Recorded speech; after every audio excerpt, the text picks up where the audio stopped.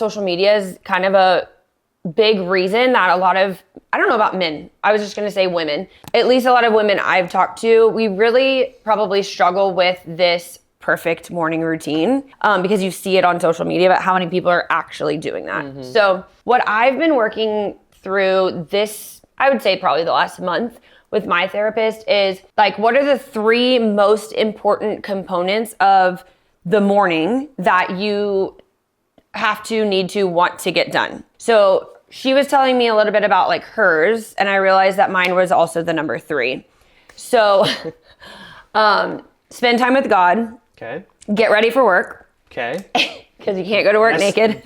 Right. And have some type of positive involvement with the kids' morning.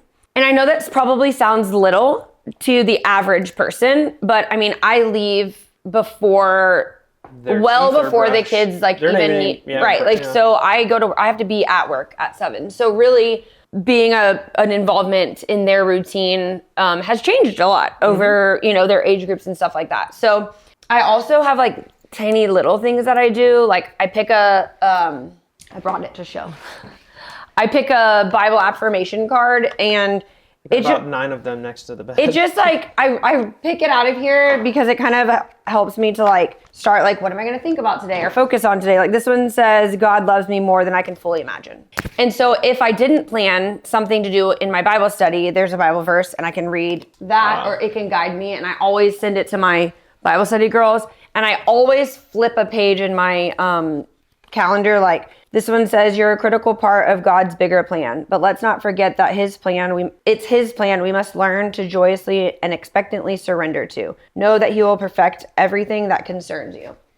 So you mentioned that it's hard for me to get up. So I always have some type of positive thing to read to lead me to my next part of my routine. Mm-hmm. I really struggle with what I want to do first. I spent the last 2 weeks doing my study first, then getting ready, then having time with the kids. And I just realized things weren't really aligning well. So I'm actually in the midst of changing it again. And I realized again with my therapist that I'm the type of person that I have to focus on. These are the 3 things that need to get done. They don't necessarily have to get done in the same order every day. Yeah. And I don't have to plan like tomorrow I'm going to do this one first, this one second, this one third. I have to learn how to go with the flow in my morning routine. So, which has probably been one of your biggest struggles of our relationship, but like our time together. Well, yeah, because if I'm like an all or nothing type of person.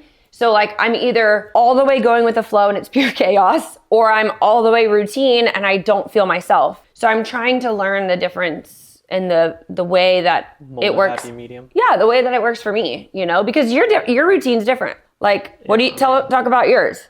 No, I mean mine's still very much the same. Well, I'm saying different than mine. Not so different. I wake up. The same. I mean, I wake up and I make breakfast for everybody.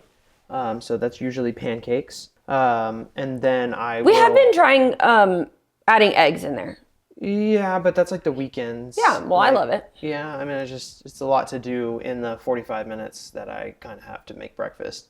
Anyways. I don't really eat breakfast. Like, I don't make it for myself. I make it for all of you guys.